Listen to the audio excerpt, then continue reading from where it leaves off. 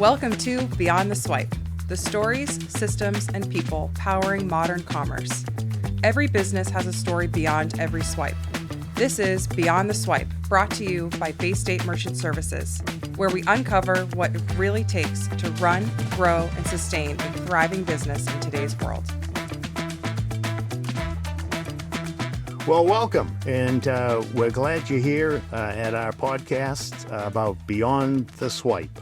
My name is John Perkins, and I'm the founder and president of Bay State Merchant Services. We've been in business a little over 25 years, and we're located mostly in the New England area because I'm an old New England boy, and you'll be able to hear my accent, so you're going to pick it up there anyway. I also have on my panel two of the guys that are with me in the company and helping me grow the company. We have Dan Pavo over here, and we've got the Phantom. Now, the Phantom is Tom Phantom. And, one of the reasons we decided to do podcasts is because we see a lot of podcasts and everybody does a great job, but I don't think everybody tells a deep enough story. So Beyond the Swipe is basically a program where we're going to really get into the nuances of the business, how the business works, how you can be successful at the business. We're going to have two subjects we're going to talk about. And that's going to be how you can be successful in the credit card business. And number two, how you can be a merchant and you can do a little better. What I'm also going to do is just put my glasses on for a couple minutes because man, you are getting up there. I'm getting up there, man. What are you going to do, right? I've been trying to be 41 for years, and eventually I'm going to have to continue to move on. You should have worn when you were driving today. But last year, 1924, there were $26 billion done in, from swiping, from credit cards. The average daily swipe is $153 million, and 82% of all adults have 2 to 3 credit cards. So we've gone from a cashless society to a society that that there is no cash, and it's growing faster, right? I've been in the business over 25 years. When I came into this business, there was only about 25% of merchants that took credit cards. And so when I used to come down and talk to merchants, and I'd go in and say credit cards, I wasn't saying I'm going to give you more than what somebody else is, because 82% more than 90% of all merchants take credit cards today. But when I used to talk to people, they'd say, I don't ever want to take credit cards. I don't want to take credit cards. I'm not going to do that. Matter of fact, why would I pay to take credit cards? You guys should be paying me for letting people take credit cards. And it was kind of a funny thing, it used to be. But and then I'd sit down and I'd do the math with them. I'd say, listen, guy comes in, needs to buy a screwdriver. You're a hardware store. He sees on sale that lawnmower that he's ever wanted. It's on sale today, but he doesn't have enough money. If he'd had a credit card, he'd buy the lawnmower.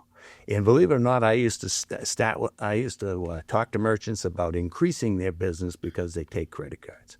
And of course, now it's a little different story. That's crazy. You had to go that. Who would have thought that? About we're going to sell. Now we're selling the processing before you had to actually sell. Hey, you're going to take credit cards. Right. Yeah. They're still out there. I thought there's a place I go all the time. That's how I would do think. not take credit cards, and I always say, listen, I only have so much money in my pocket. I would spend a lot more, and everyone else would spend a lot more in here if you took credit cards. People spend 30% more. Yeah. Well, they say the ATM, that's like they're going to use a credit card. And then it's like, oh, there's an ATM over there. And it's like, well, then I'm taking out $20 and that ATM's costing me $3. I'm not doing insanity. it. So I'm just going to spend less at their establishment. Yep. So they're still out there. Right. And so it's grown, it's still growing, but there's problems with the credit card processing in this respect.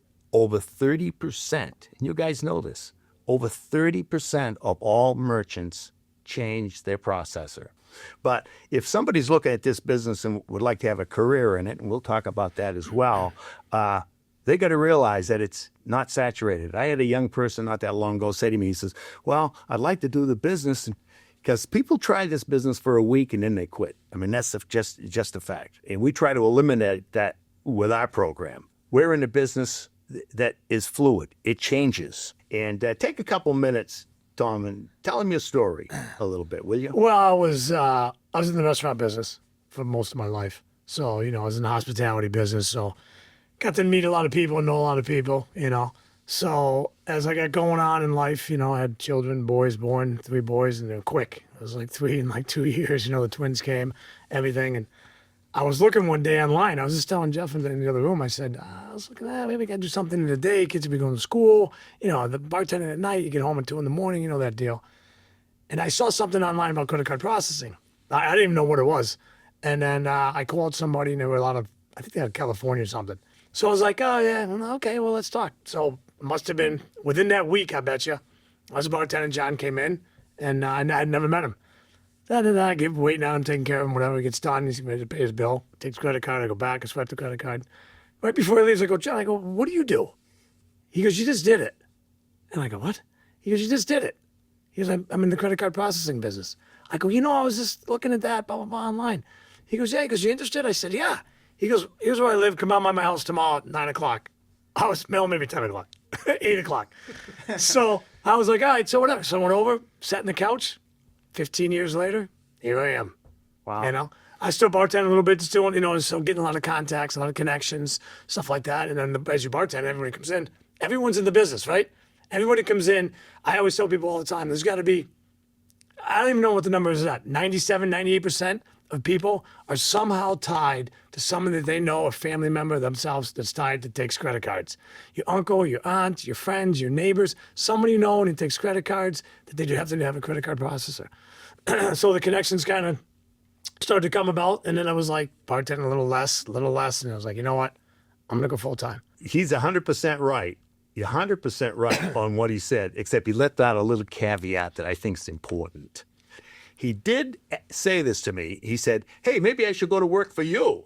Yeah. He said that. Yeah, I did. So, do you remember what I said? Yeah. Who makes you think I want you? Exactly. Yeah. And how's it done for you? Pretty good? The best. Quality of life is the best. That's what it enabled me, So it was like my boys, and they were like, thinking of the sports and the whole thing is like, you can go see the games, practice, quality of life.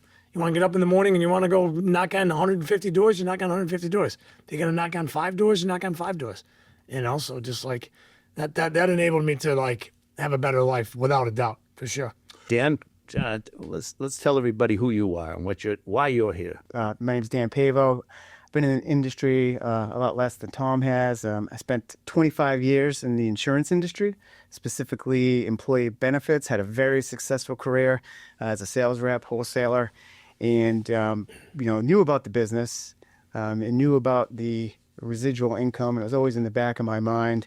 The business I was in for sales every year started at 0, right? So January 1st, have to do it all over again, get those commissions. And it's a, pretty cutthroat industry. It's, what have you done for me lately? So you have an off year, you're got a manager all over you. And so tough business. Like I said, I was very successful at it. And, I just had enough. Came to a point where I was like, you know what? That residual income is something you build, you work for, you build it up and it stacks, right? So every year it stacks on top of it. And you work hard. Build that income, and that's why I'm here. We work on a very, very small margin, and it takes years. When I came into the business, I actually came into the business because I was on the road. I was hired gun by a lot of big companies to sell and evaluate candidates for franchises. And my son, who was older, he said, Dad, why don't you find something to do where you don't have to be traveling all over the place. You're away 2/3 of the year. And I was on a plane coming from Dallas, going back up to Boston here. And there was this old boy from Texas, and I was telling him what we just talked about. And he says, wow. He says, I think I got a business for you. And I said, what's that? So he drops his table down. He takes out his cross pen, nice cross pen, and takes a piece of paper. No, I actually had a napkin. And he takes it, and he says, let me tell you about credit card processing. So he starts talking, and he starts drawing. And he talks some more, and he draws some more. About halfway through, he lost me. Luckily, we landed on time, and I was out the door. So, thank you very much. Thank you very much. But it stuck in me, and the reason he stuck in me is he said a word that is so important, not in our business, but life. Where most people, it evades them. They don't ever hear this. It's called residuals. Once you bring a merchant on, and you take time to take care of him and everything else, I'd like to say that you're going to have him for many, many, many years, or her, many, many years. But it's a war out there. There's over 6,000 people in our country that sell merchant services. Some of them are ISOs, and some of them 6,000 ISOs? No, 6,000. No, 6,000 agents. And then I did a little bit more research. And these are people that are full-timers. They're in the business. And but we all know we don't do it at Bay State. Bay State is high volume ISO, but we don't have a lot of people. I had an ISO that I talked to not that long ago. He says, I got 250 reps across the country. I can tell you this, they're not all selling. And there's a couple other things about that. As you guys know, if somebody would like to come into this business, they got to go through a rigorous training program. They got to take classes. They've got to. I missed all that, Tim. They've got you. Yeah, that's true. You missed it, but that's how we bring people in. Because when we bring somebody into the business, what we want them to be successful. And we want them to keep those residuals. And because this is our maiden voyage, we decided to do this because we wanted to get the information about this business out there. But we're going to do a series of these if it works. So I want anyone that may be watching this podcast to know that it's like opening night at a play on Broadway. If nobody gives us thumbs up, it's a one-night stand, okay? Yeah. But we would really like to be successful, and we'd like the idea of being able to, this is part 1, and we can go into part 2, part 3, part 4 as time goes on. When I started out in the business, we had knuckle busters. People had slips, knuckle busters, and then they had to take the slips, go down to the local bank. The bank then deposited the slips. It's crazy.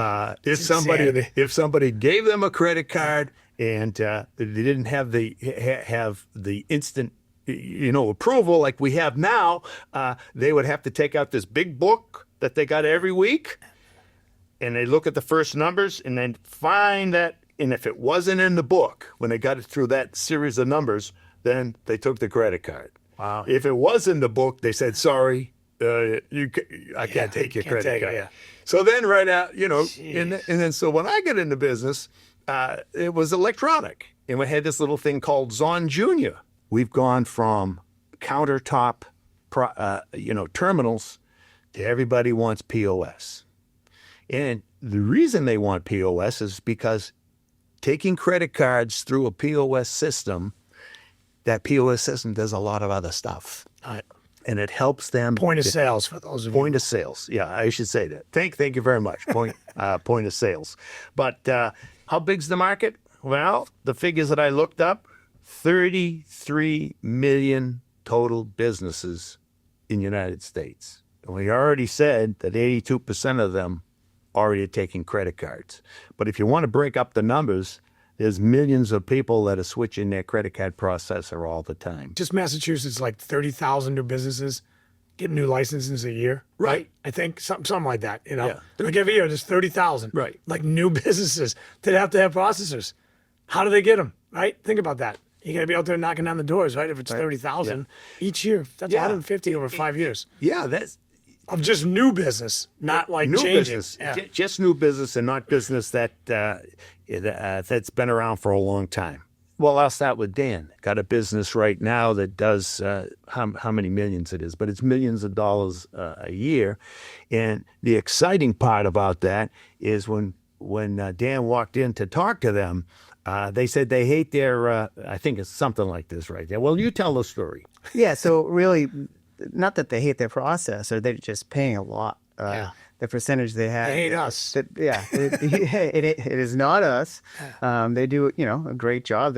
They take all that money right out of their bank account each month, so which they don't like, right? So they're paying high fees, and they want to switch.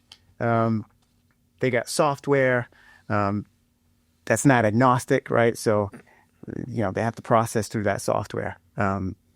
Proprietary software. Right. But, working with me, we found out a strategy where we could work with them through their QuickBooks online. So we're going to save them thousands of dollars.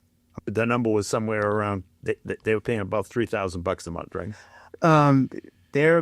This is unreal. They were paying $8,000 a month. $8,000 a month.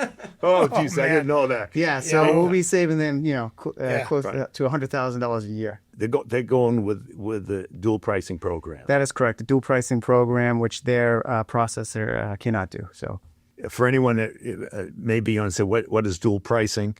Well, it's actually the fastest growing product in a way of doing it, I should say, in the business today. So, Tom, tell them about 8 years ago when you walked into the office. 15 years ago. No, 8 years ago. What happened 8 years ago when you walked into the office? This whole business is going to change.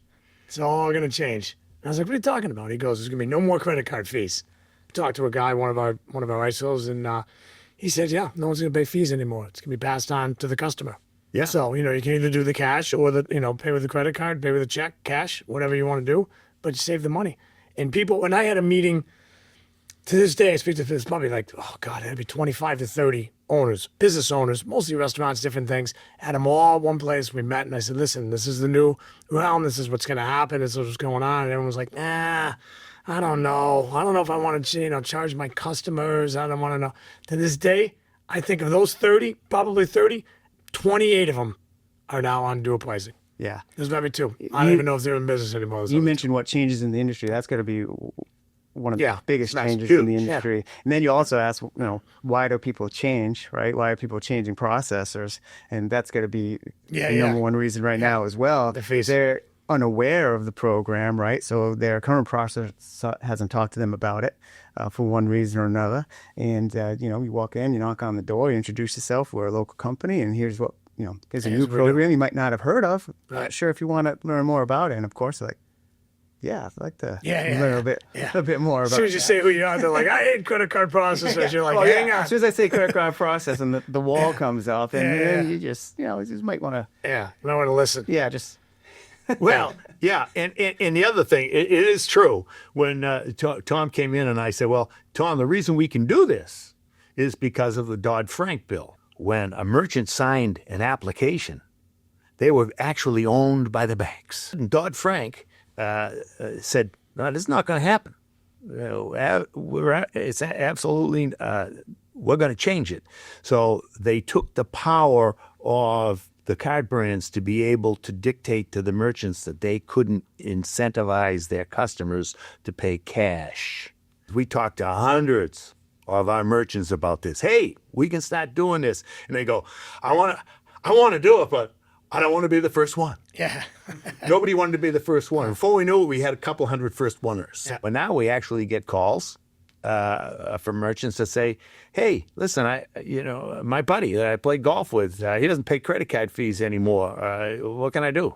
Well, you don't have to pay anymore either. So they started coming back. It's kind of interesting that credit card processing, there are member banks. And as you guys know, but maybe some of the people listening don't. And those member banks work directly with the card brands. And they are competing That's why if you look in your wallet, you got 3 or 4 credit cards. They're all from different banks. Yeah. Because they got different programs. Well, those programs, as I think we've already said, are paid for by the rate increases. And so I see it on TV sometimes when they say, they'll say you'll get 1% for all your purchases. Well, who paid for the 1%? It didn't fall out of the sky. Exactly. Okay, so that's why going flat rate is the way to go if you don't go cash discount. I agree. Yeah. I was just talking to merchants every day, and they, like you said, they say what their rate is, and that might be the rate. Then when you look at their statement, and it's a batch fee, a statement fee, monthly fee, PCI fee, NABU fee. You love NABU. That's your favorite. Yeah, NABU. Nobody knows what it is. Nobody knows what it is. It's called NABU. We're it's like 6 or 7 fees, and their effective rate is through the roof. But they have no idea, and they think that's the cost of doing business because really no one's ever explained this. Just raise my prices. Yeah. The effective rate, because the guy that walked in and sold you and said, I'm going to give you a 2.8, it's going to be fantastic, you're going to love it, blah, blah. And then all of a sudden, it's real simple. All you do is you take what you paid, you divide it by your volume, and it'll give you your effective rate. Right. And if you guys do that, talk to your present processor and let them know how smart you are and say, wait a second, you gave me a 2.8, but I'm paying 3.4. How'd that happen? Or maybe even more, whatever it is. So tell them, you say you want to switch your account to a flat rate. Now, the thing about a flat rate, if you talk to a merchant, because they don't understand really how that works, is a flat rate always will look higher than that good rate that they got. Right. And the good rate is only for certain cards because they're at different levels. And rather than saying it costs more for different levels, they don't do that. They have on your statement, if you look at it, they call them downgrades. I like to advise every merchant should take the time every month to do an audit, see what you're doing, see what the bottom line is, and address that. And I think that, look back, you said 8 years, whatever. I don't know if it was that many. No, it may have been. But, when COVID came, which is now ironically, 5 years ago, over 5 years ago, it's crazy, right?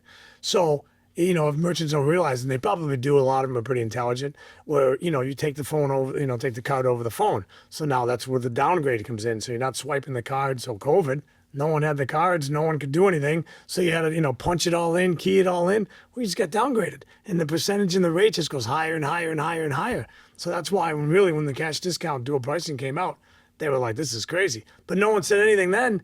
Merchants just had to take it. It's the only way they could make the money. It was like they had to take it over the phone. Right. So it went from 2.5 to 2.9 to 3.6 to 4% to 5%. And they were getting killed. But it's the only way to stay in business. So, now that's why they're kind of making up for that. And they're like, now if you take it over the phone with the dual pricing, any way you take that card, it's one flat rate. One flat rate, you take, and that's the way that it goes.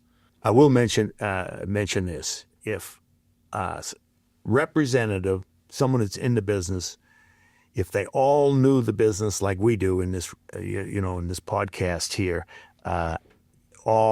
they'd have a better situation, because what happens is you can go to any site where there's job opportunities, job sites, people looking for workers, and you can see there's always ads for merchant service salespeople. And one of the reasons I think that why merchants dislike the whole thing is because they don't understand it. I'm not saying that they're lied to. They really just don't understand how it works. And we do take our time to educate merchants and tell them what we're doing and why we're doing something a certain way. The other thing that I hate to see, but it's out there, is I told you I talked to a guy who has 250 people. I do believe in being recognized and having people work within their community. And Tom, on a radius, how far out are your customers that you would see on a regular basis from where you live?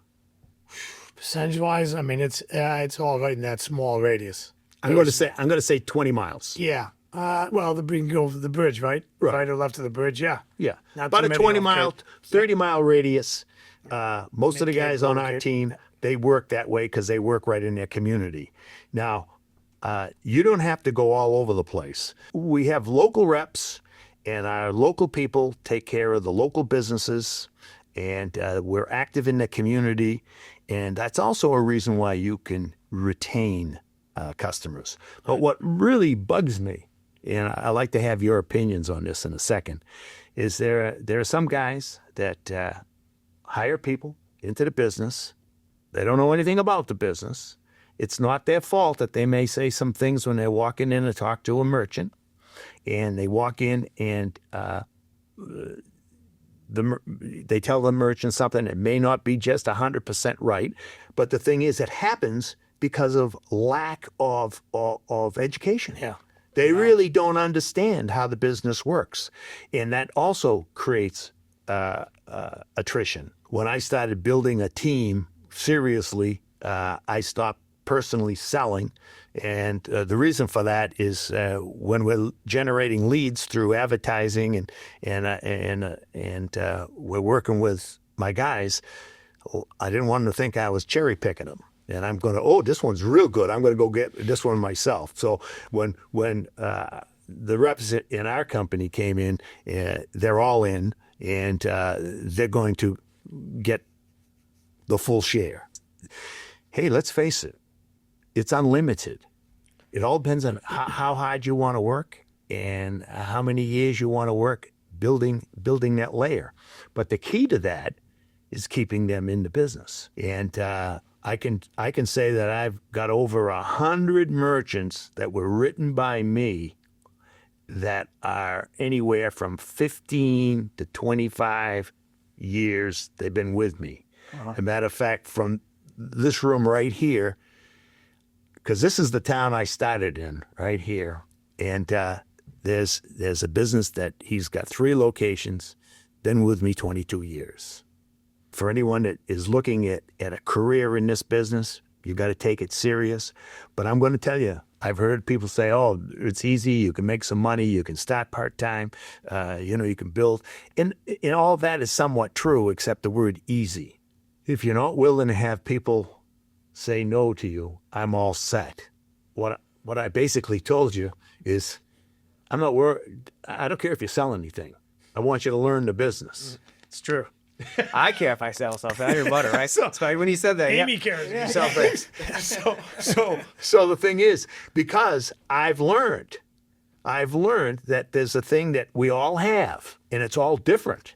We kidded about it one day. I said to Tom, Tom, if you go to a funeral and you go over to, say a prayer for the deceased, please do not take your business card and put it between his 2 hands that are folded. Because the one thing, and people say, well, how do I sell? How can I have all these things that I can learn to do and blah, blah, blah? Well, Tom only has one way. He meets you and he says, hey, you own a business? Yeah. Golf course, wherever he is. Every person he's with or meets for the first time, he says, you own a business? We got to talk. And that's what you're doing right now. You're doing the same thing.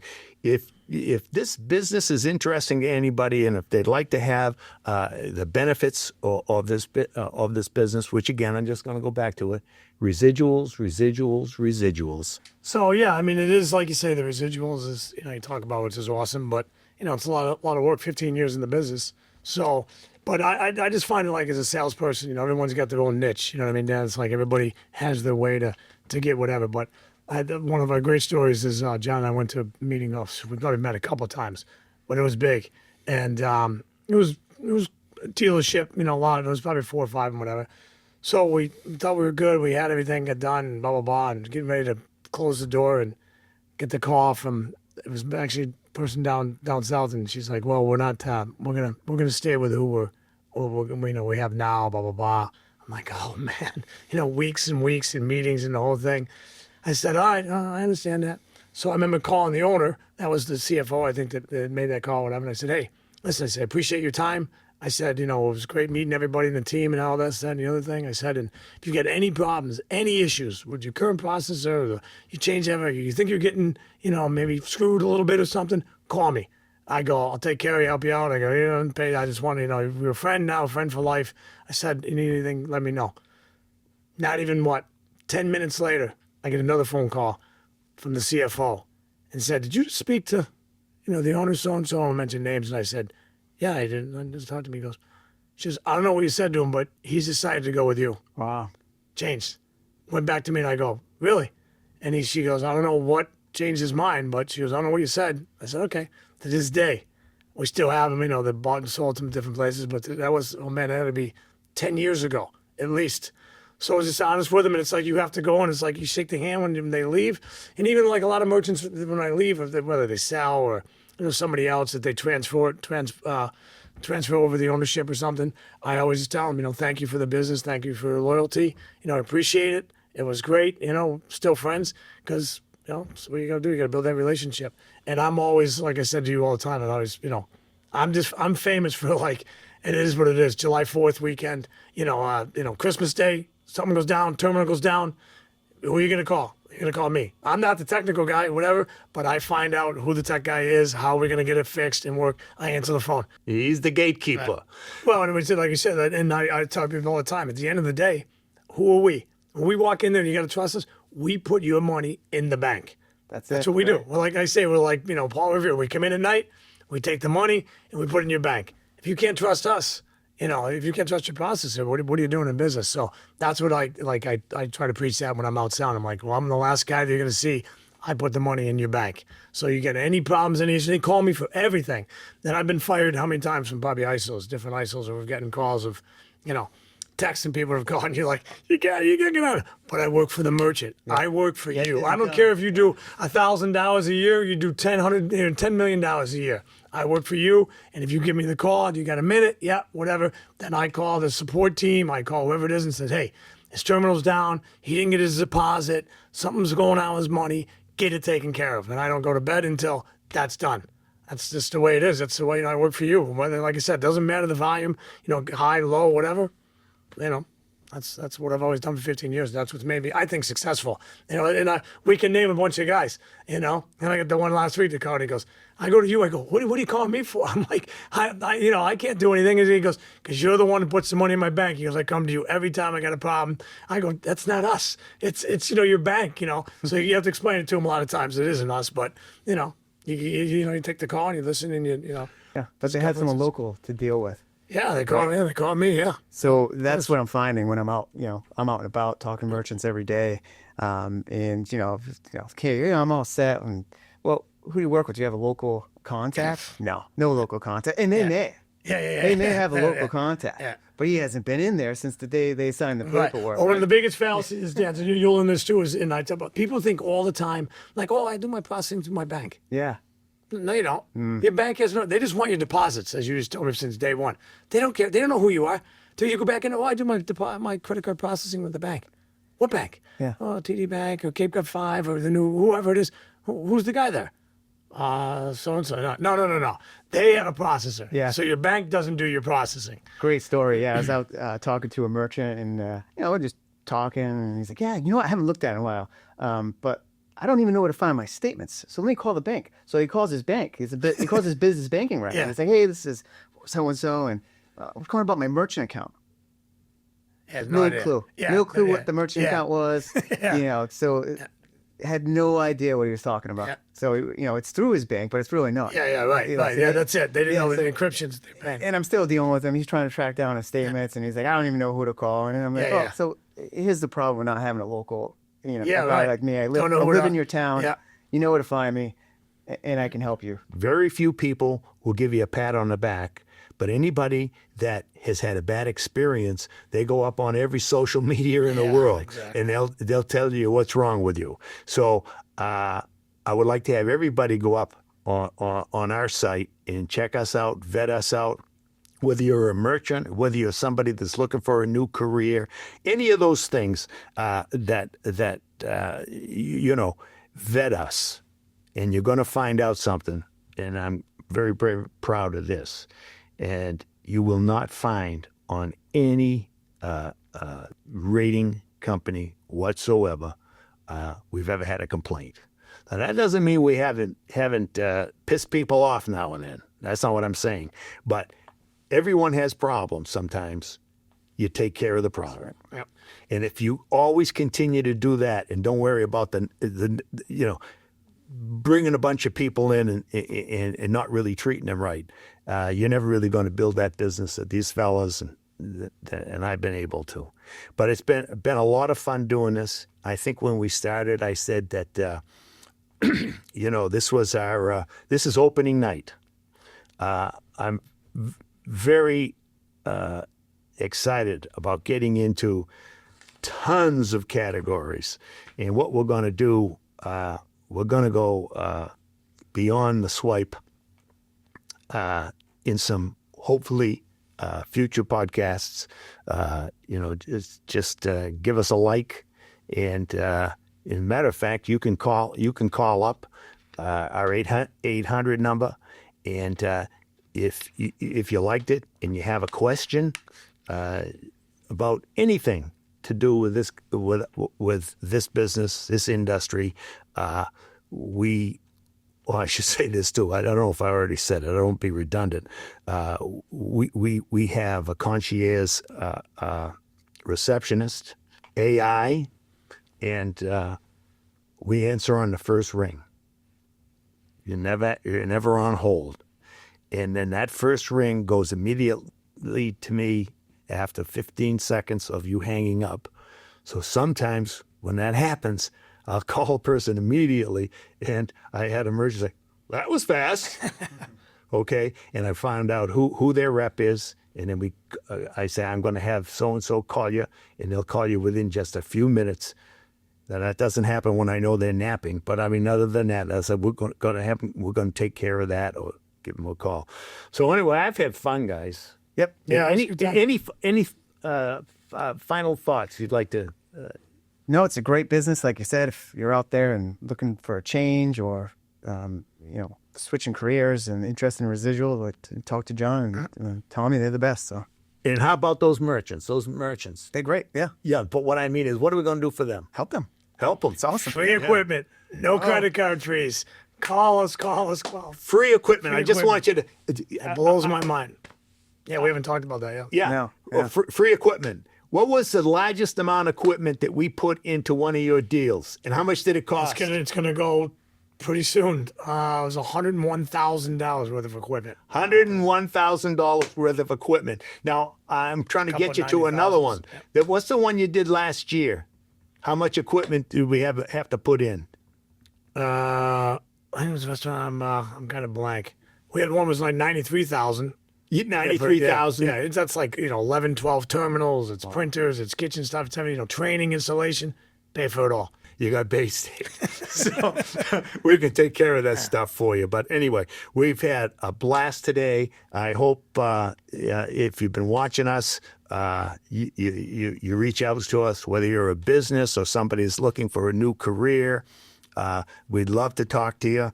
And I guess that's it for today. And hopefully we'll have a chance to talk with you again. There's a great big Christmas party at the end of the year that the boss has. Okay. Brought to you by Bay State Merchant Services. We uncover what it really takes to run, grow, and sustain a thriving business in today's world.